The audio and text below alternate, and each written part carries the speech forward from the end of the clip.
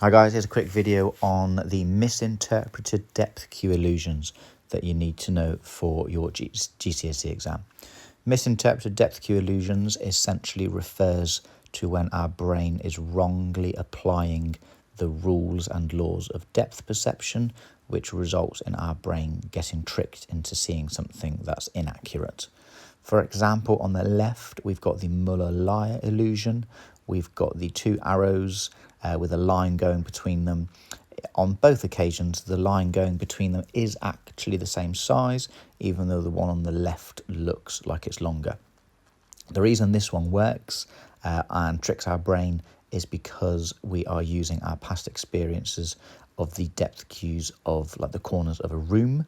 So the line with the arrow on the left looks like a corner of the room that's quite far away from us, and the arrow on the right looks like a corner of the room that is coming towards us.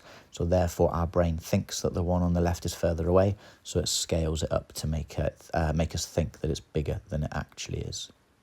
On the right hand side, we've got the Ponzo illusion, which is using our past experiences and depth cue of linear perspective to assume that the two parallel lines on the left and right are actually something similar, like a train track or a road or a pavement travelling away from us.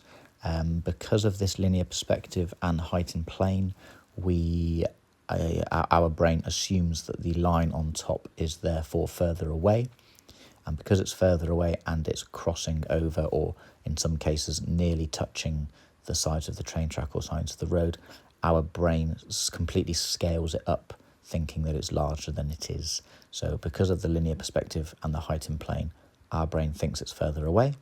So our brain scales it up and tells us that it's bigger than it actually is, when in reality, the two lines are actually the same size.